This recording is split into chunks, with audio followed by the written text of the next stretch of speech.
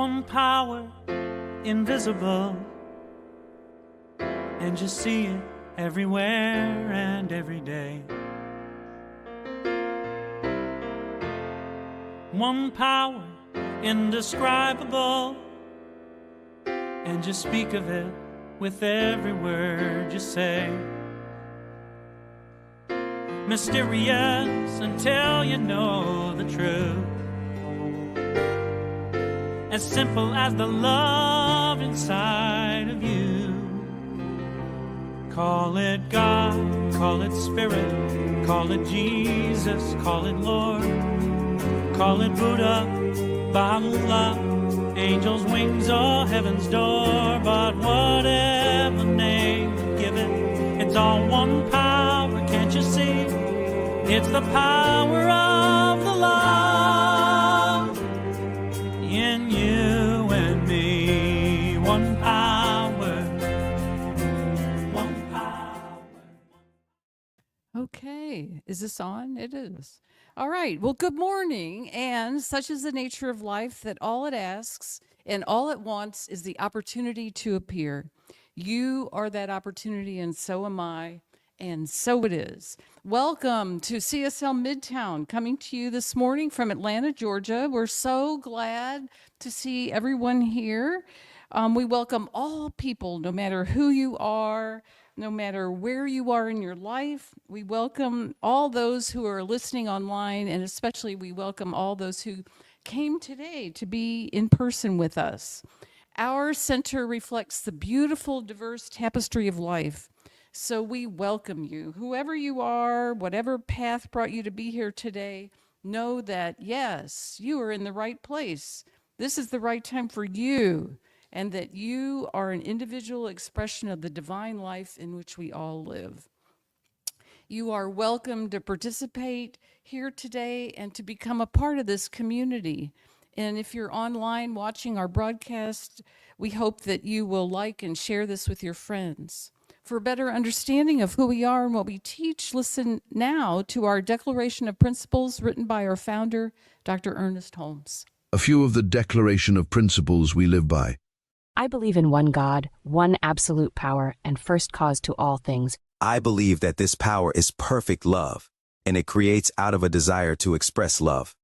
I believe all thought is creative, and how I choose to think creates my personal experience. I believe in the unity of all life, and the immortality of the individual soul forever unfolding. I believe in the eternal goodness, the eternal loving kindness, and the eternal givingness of God to all. And so it is. So grateful, hey. Okay, my name is Judy Aehle. I'm one of the practitioners here at the center. And the full Declaration of Principle is on our website, cslmidtown.org. I want to just lead us this morning in a spiritual mind treatment or affirmative prayer. So we'll do that, and then we'll be followed with some music, and then we'll have our wonderful guest speaker. So if you will just get comfortable in your seats and close your eyes, and if you're comfortable doing that, and take a couple of nice, slow, deep breaths, and just allow yourself to be fully present and fully here right now in this room, in this moment. Letting go of thoughts that may be distracting you, letting go of what you've been doing this morning or where you're going to go next after here. And just instead, allow yourself to know that there is one power, there is one presence, one life, one goodness everywhere. It is all around us, it is through us, it is expressing in all of life. This is a power for good. It is love, it is peace, it is joy, it is abundance, it is vibrant health. It is endless creativity of every kind. It is desiring to live its life through us in greater and greater ways. And I know that that we are all one, and that we are all connected to this presence and to this power. We are never separated from it. It fills our hearts and our minds with new ideas, with love, with endless possibilities. So I know for each one of us here today that no matter where we are in our lives, no matter what we might be facing, that this power is greater than any situation that we may see in our lives that may seem on the surface to be a problem or to be difficult. And that we are dealing with a power that is infinite in its possibilities to heal and to bless and to prosper. I turn away from any idea of lack, limitation, that things are going bad or that the world is too hard right now and that things are just too hard. I just turn away from that kind of thinking and instead know that this presence and this power is in me, it's around me, it's through me, and it guides and directs me as I go. So I'm just grateful for knowing this. I release this treatment now, knowing that it is so, and so it is. Okay, so we have love is my religion. Okay, cool.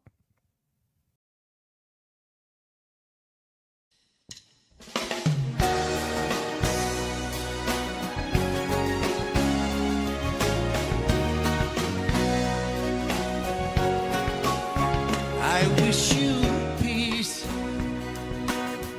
I wish you joy. I wish you love, love, love, love, love, love. I wish you faith in yourself to reveal all that you've come here to be.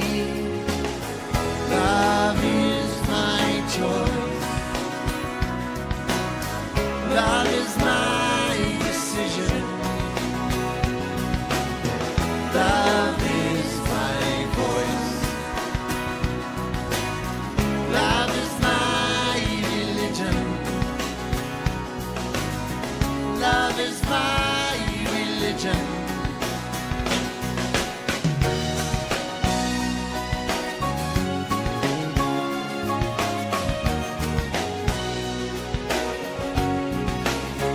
I wish you strength. I wish you courage. Wish you love, love, love, love, love, love. I wish you purpose to create all your dreams and co-conspire with the light of your life. Love is my choice. Love is my decision. Love is my voice. Love is my religion. Love is my religion. Oh, your answers to eternity are always deep inside you. That freedom of expression is yours to choose right now.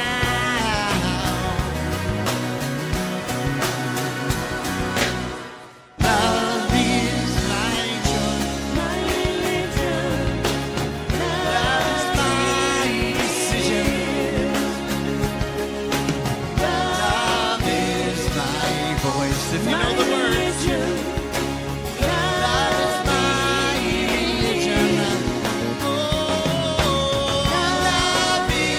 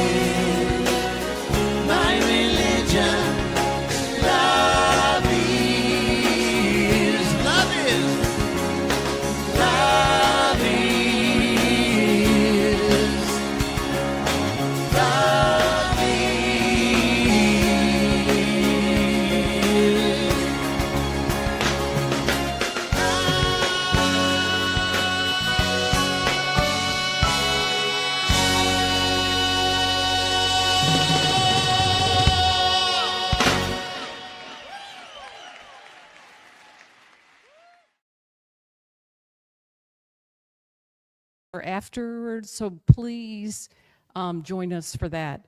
Our wonderful guest speaker today is an old buddy of mine from Kennedy Schultz days. She is currently part of the Atlanta Center for Spiritual Living. Is that what it's called? Spiritual Living Center of Atlanta. Okay, anyway, we welcome back, she's no stranger to us, Reverend Susan Zoller.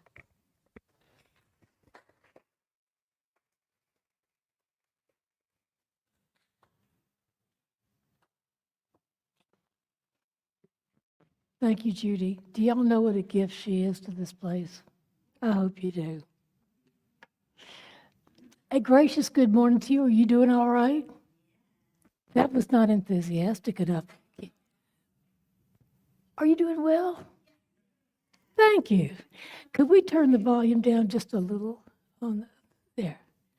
One of Ken Schultz's most interesting talk titles was In Defense of Sensible Underwear, which may seem a little strange for a church, but nonetheless, Ken had gone up on his usual Maine vacation in August, and he heard a wise and witty Methodist minister give a talk entitled this. And so he was so impressed that he decided to come home and write one of his own, minus the Methodism. Now, the minister told Ken that he had been a bit concerned about giving this talk, not because the congregation might, look askew on it, but because of the organist. She was a very prim and proper lady.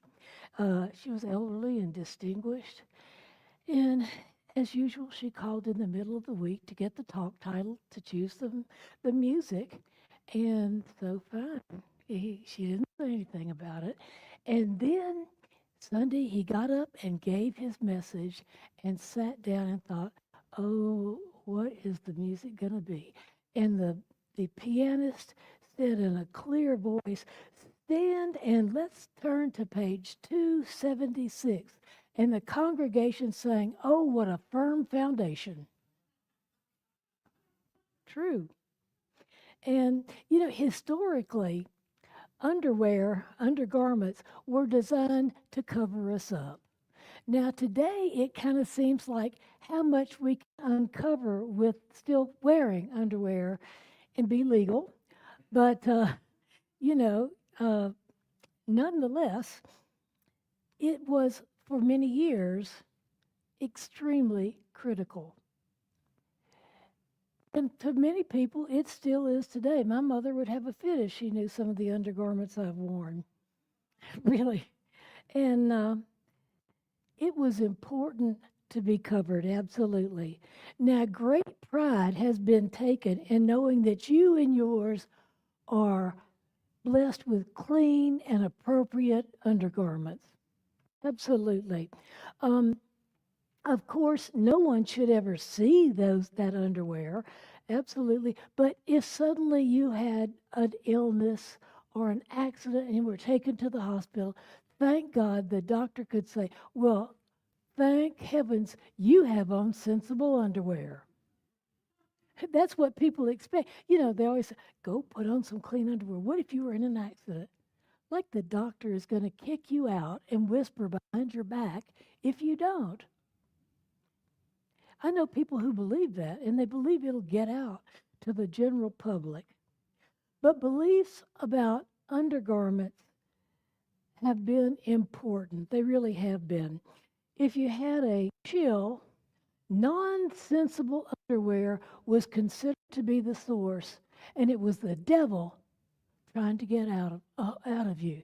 And Lord knows what happened to people that was perceived to have the devil in them. Some of those stories aren't very pretty, but the order of Trappist monks is over 900 years old. They are very dedicated, and their lives are based totally around their spiritual practice and understanding. Absolutely. Talk was a distraction.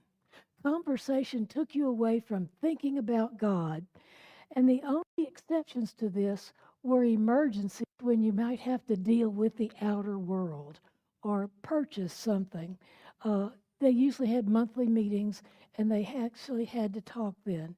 But self sufficiency was highly, highly prized in their community. They grew their own vegetables, they baked their own bread. They had nothing to do with the outer world unless they absolutely had to. This was the very foundation of the Trappist beliefs. They were dedicated to constant prayer.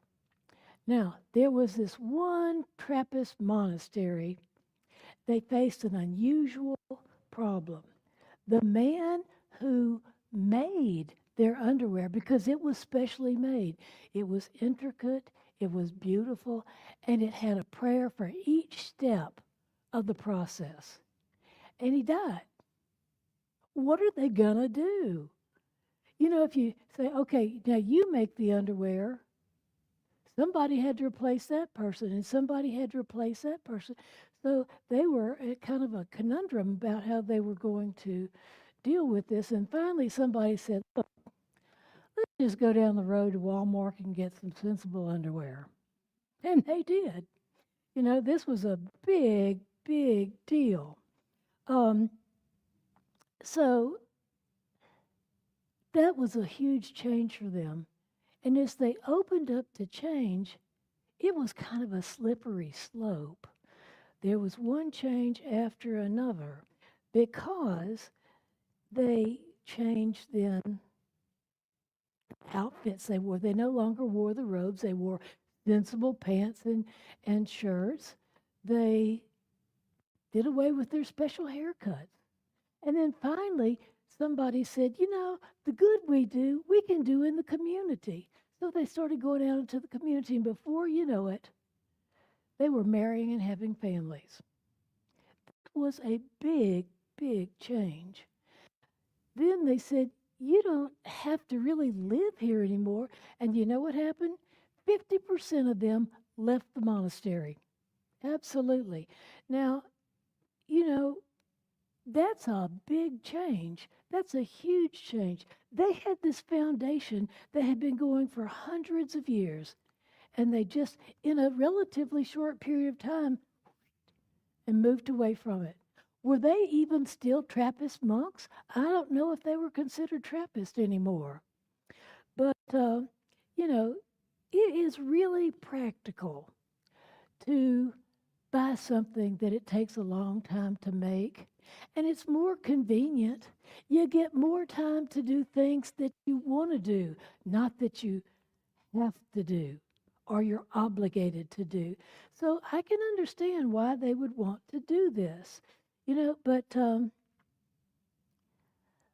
their lives were more efficient, but were they still in keeping with their basic beliefs?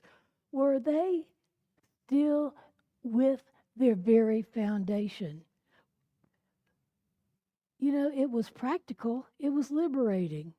But is it really? Because sensibility is a matter of intent, which is the real focus of today's talk. If you move away from your intent because it's practical, you're not with your intent anymore. You're not. Gives you a lot to think about. You know, sometimes we have that, find ourselves moving a little bit away from what we said we were going to do. Or, you know, that doesn't really matter so much, we tell ourselves. And you can do that. There's no one's going to come out and throw lightning bolts at you if you do it, but you have to think, what happened to my intent? And where am I going to go because of what I've chosen? Now, the life of a Trappist monk was not easy, traditionally. It was not. You know, their basic function was to do good, and they decided they could do good in the community, and so they did. They were not focused on saving time and making money, not at all. Did they consciously decide to give up what they had done, or was it one of those decisions where, well, I'll do this, well, you know, I can also do this, and you kind of slide down that slope into something totally different, and you may wake up and find you are far away from where you started. Absolutely. You know, I don't know if it was conscious or they just did it. Did they just drift into making decisions? Maybe. I really don't know more than what I'm telling you. I know sometimes I've drifted into that. Have you? Raise your hand if you drifted into a decision. One part, 3 people are telling the truth. Okay, because I think we probably all have it sometime. Not that I'm calling you names, just I think we all at one point or another do that, and we probably do it unconsciously. Now, some time ago, I read about a young, successful businessman who had made a lot of money. Interestingly enough, the reason I read about him was he was raised in the church of Dr. Norman Vincent Peale in New York. It was the man, he was the man who famously wrote the huge bestseller translated in many languages, The Power of Positive Thinking. He taught that positive beliefs are important to achieve success and overcome negative circumstances. And using these principles that he learned from, I don't know how early on, the man became very, very rich. But there was one thing about it. He chose to use the principles only when he wanted to, only when it suited him. His use of them was not ethical.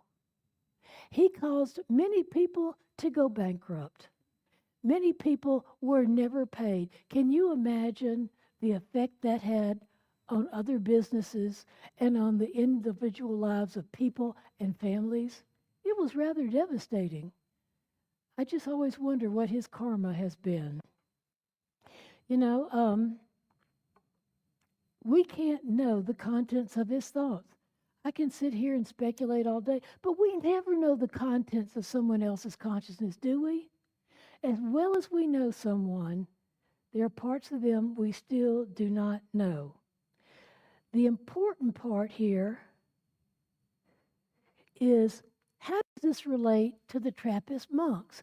Well, the whole thing is around intent.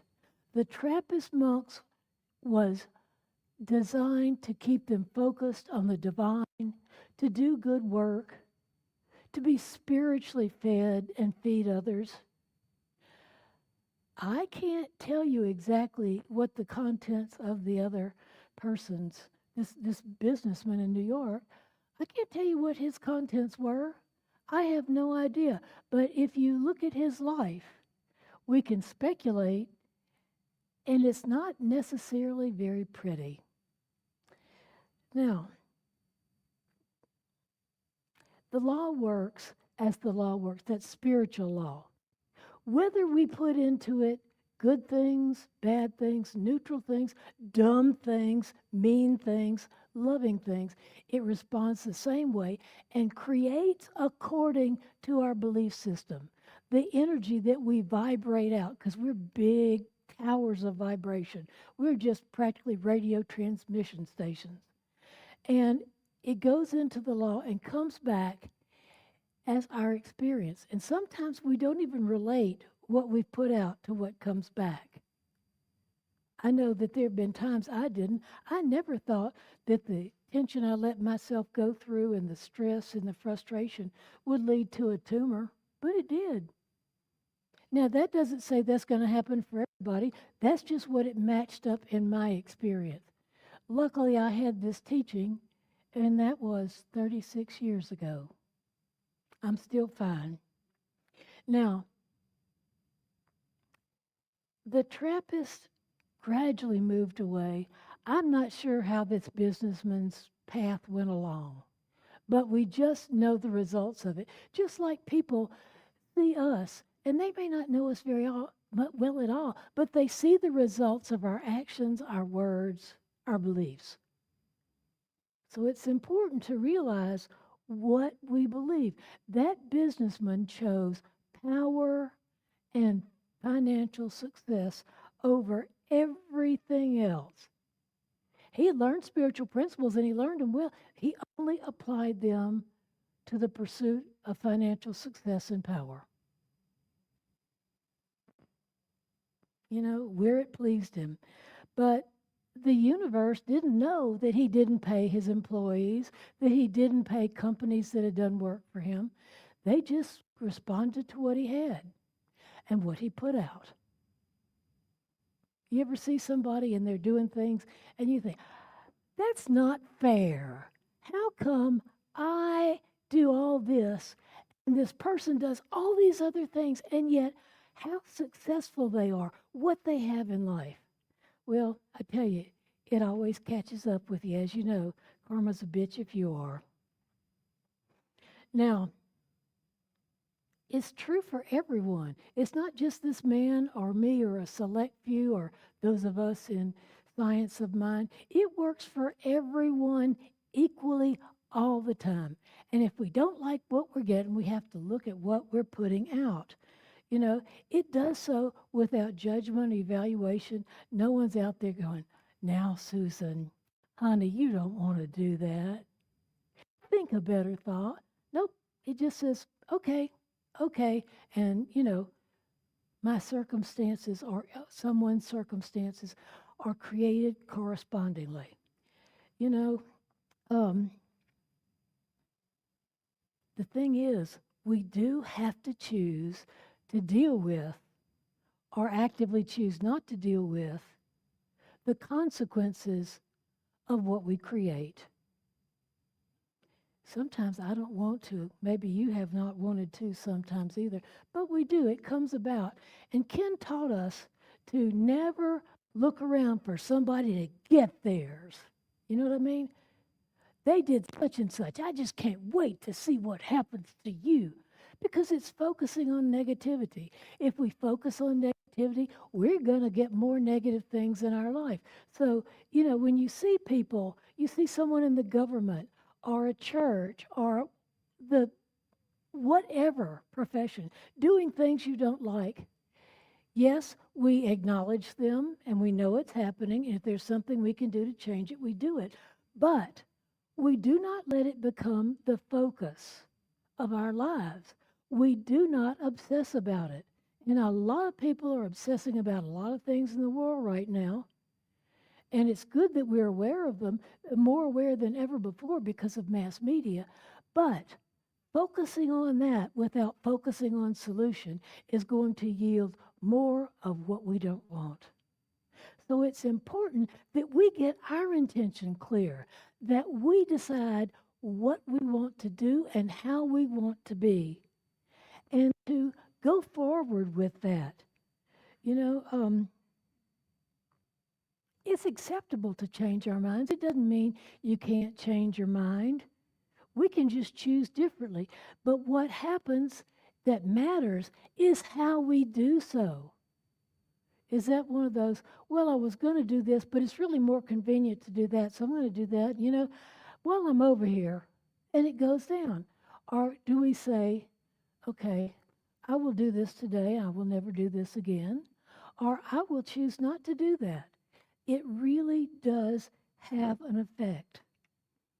You know, let us remember, the thinker of the thoughts have the consequences manifested in their lives, in our lives, in my life. Now, unconscious decisions create just as mightily as conscious ones, unless we give those conscious decisions a lot of energy, a lot of thought and emotion. Now, think about it. Is there something you've always wanted to do, but you never quite made it to doing it? Anybody? Okay, I know that's for myself. What happens? How come somebody never changes their job? They just complain about it endlessly and complain and bore everyone else with their negativity and have people start avoiding them.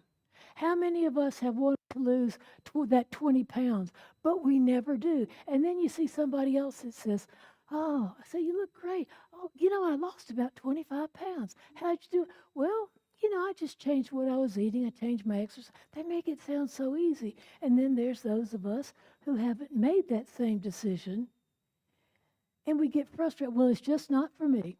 No, it's just not your choosing. Unless you have a medical issue that is causing this, it's a choice. It's a choice of how we do things. And it matters quite frequently, thought by thought, action by action.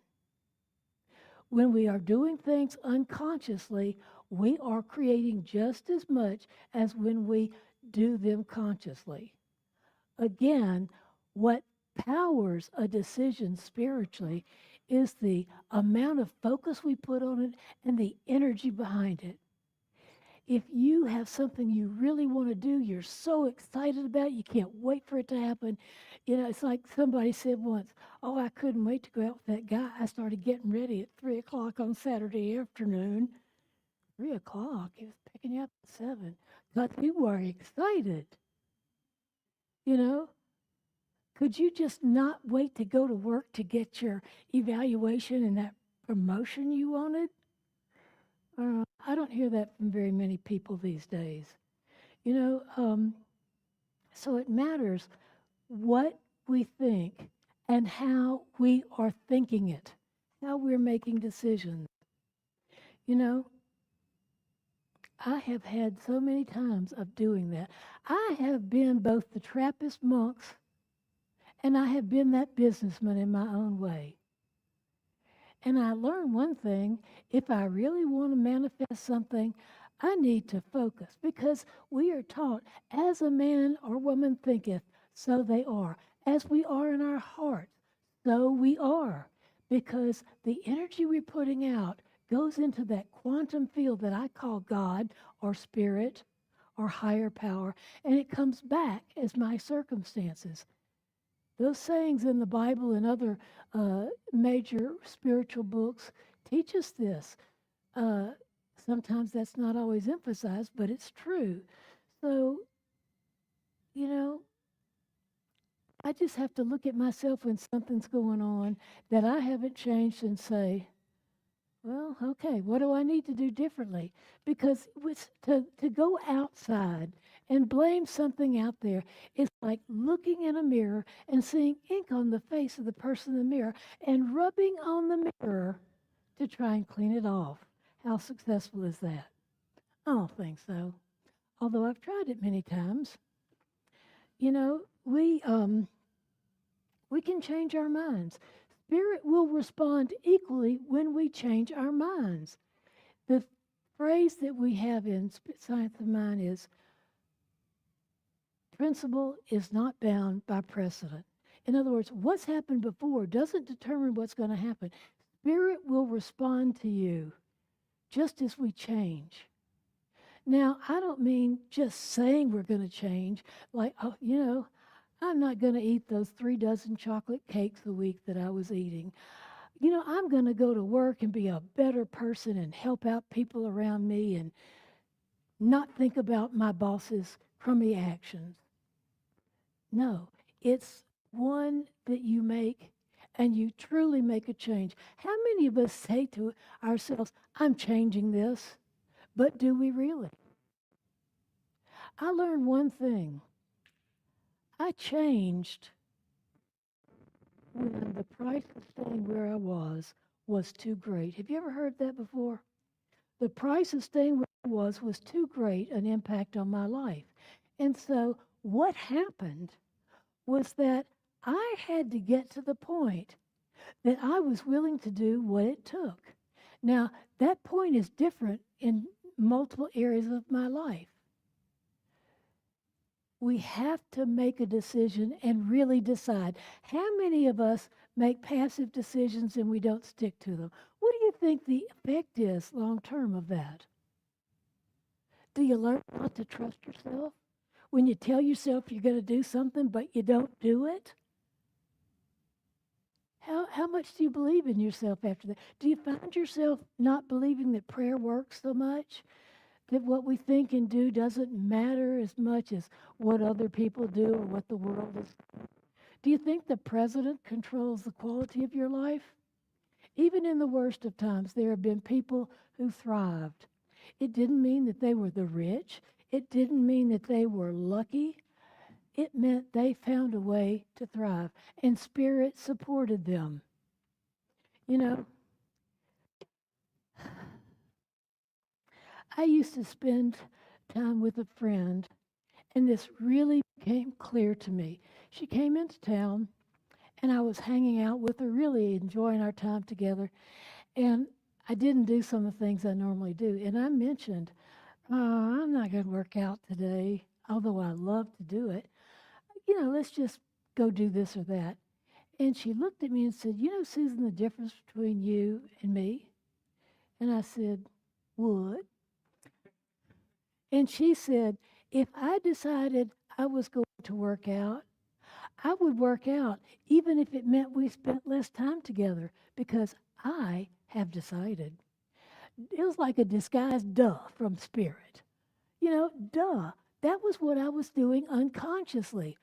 I was giving up my commitment. And you may think, oh, it's just for a day or two. What happens when you start doing that? Yeah, it can be just this real slope of going down to a whole different way of being. I got the message, and it changed me. We can all tell ourselves to notice what we're thinking, and it works. Have you ever told yourself, I'm going to wake up 10 minutes before the clock goes off in the morning? Have you? And what happened? Did you wake up 10 minutes before the clock went off? I've had that happen many times. And so if we tell ourselves, I'm noticing what I think, I'm noticing every time I think of something that is in opposition to my stated goal. And that worked. I really did begin to notice. And then I realized why I was getting what I was getting. It was what I was putting out. And what happens if you pray for something, or what we call treat, affirmative prayer, and you get it, and then you don't like it? Have you ever had that happen? I have, and I remember speaking to a wise minister, Reverend Karen Wilson, who used to be the associate minister at Spiritual Living Center of Atlanta. And I said, oh, Karen, I'm really frustrated about this. Why are you staying there? She said. I said, well, I treated it in. She said, you can treat it out too and treat another circumstance. And I thought, duh, could have had a V8. And it was true. You don't have to stick with anything you don't want to. I'm not talking about frivolously changing your mind and flipping and flopping back forth. I'm talking about really making a decision and noticing, because our thoughts happen so fast, noticing when I'm thinking something I don't want. And I always said, what if everything I thought appeared in front of me? Boy, I'd love to have a tiger. Boom, there's a tiger. I think I might be saying, I'd like to be far away from that tiger really, really quickly. If I thought, my boss is such a jerk, I wish I wasn't around him anymore. Boom, maybe I got fired. Wasn't around my boss anymore. We can change our minds, and Spirit gives just as much energy to that which we focus on. So we choose something new and we focus on that, and we listen to practical things, because many things come to us in very ordinary ways. It's not magic. Sometimes things appear just that we are astounded by. I remember when I was living in Maui, I didn't like it, and I thought, I really want to go back to Atlanta. Why would I get to go back to Atlanta? I thought, well, I'd have to have a lot more money. And I thought about it, and I went to the ministers' conference in California and came back and checked my bank account, and there was $13,000 more in there than when I left. And you know what I said? Those Hawaiian schools aren't good. They're going to figure this out and take the money back. And that's exactly what happened.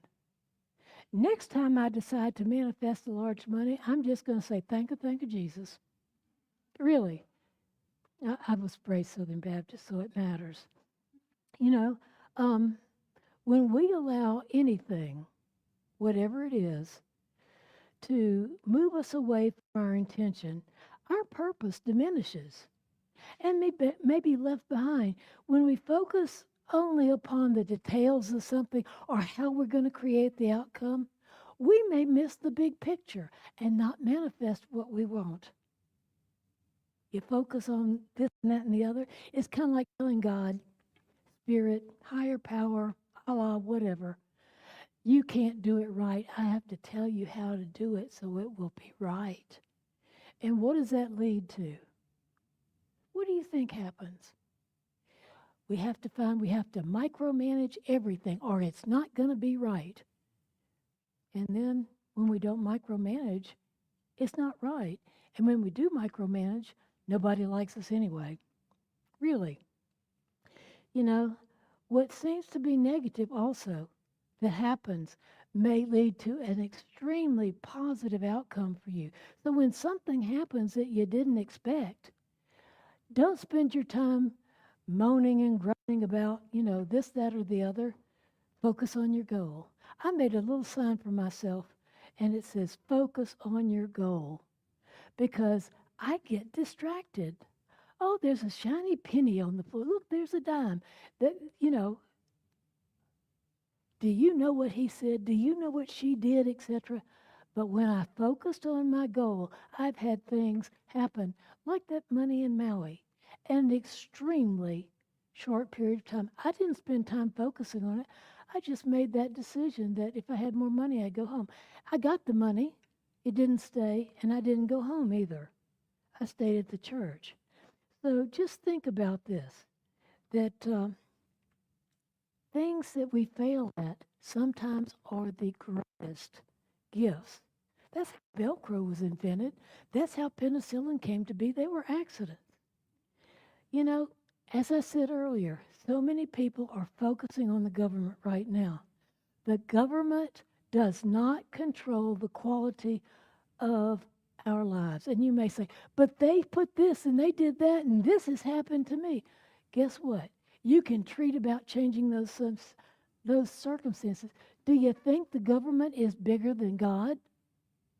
Do you think the government is more powerful? I know a lot of people who do, and they spend a lot of time having ulcers. Turn away from what you want and turn to what you do.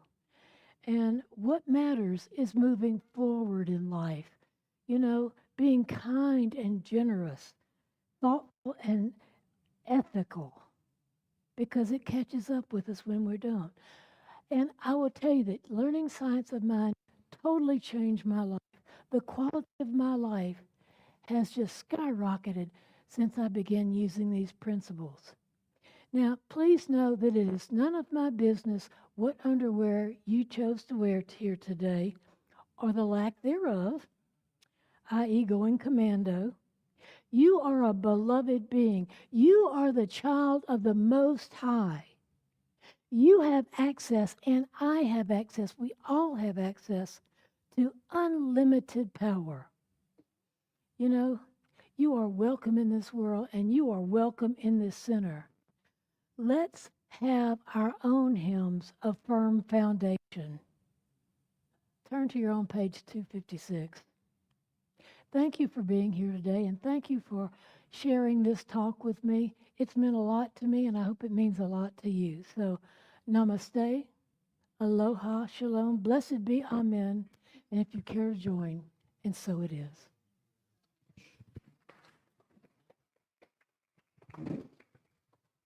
Thank you, Susan. All right. What a bunch of awesome ideas. Change your thinking, change your life, right? Oh, so much. So now it's time for our new minister. This is the abbreviated version of our new minister Sacred Covenant Easy Prayer, which is available on the website, cslmidtown.org. There is only one life. This life is God, and I am one with it. I know my new minister is a revelation of spirit as principle, fulfilling God's promise. For principle is not bound by precedent, but operates according to law for those who align with it. Together with my community, I see my new minister inspiring spiritual oneness through wisdom, love, and authenticity. One that is awakened to inner wisdom, communicates universal truth, and serves as a conduit of divine love, wisdom, and healing energy. One that recognizes the inherent wholeness within all beings and offers teachings grounded in spiritual principles to cultivate inner transformation. One that extends love, compassion, and Spirit's transformative power into the wider community, fostering connections that heal, uplift individuals on their unique journeys. As I accept the highest expression of a new minister into my life, I know they will be revealed in a way that expresses Spirit and serves the highest good of all touched by their presence. I am grateful, for God is good, and so it is. All right.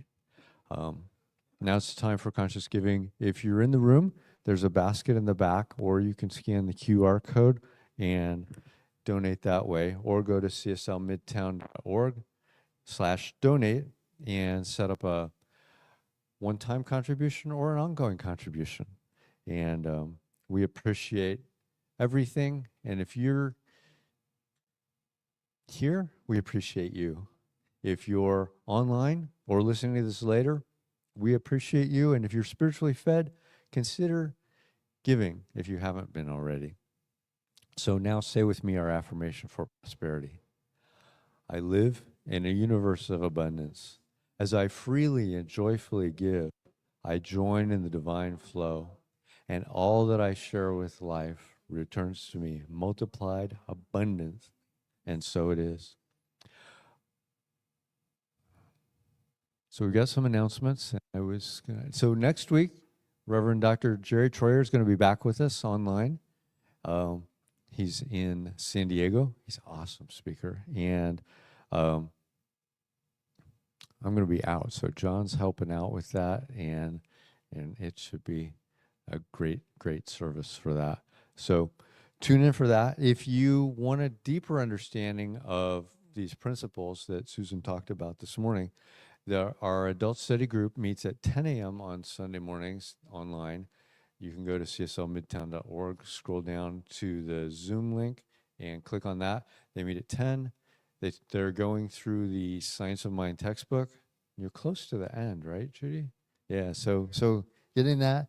But that's the basis of everything we do and teach. So if you're interested, come join them with that. And now our affirmation of life. I leave this place now knowing something better than I knew before.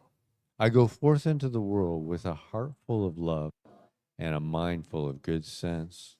I look at the world in a greater way, knowing that I have within me everything I need to create the life I desire. I give thanks for this understanding, and I am grateful for the spirit of life that lives through me, and so it is. And food will be out in a minute. I appreciate everybody in the room. And for those of you online, I'm not going to try and switch this over. So we appreciate you for being here in person and online. And we'll move the tables around and set up for the potluck. And thank you, Susan. Appreciate you so much. All right. Have a great week, everybody. Hey, I'm so grateful.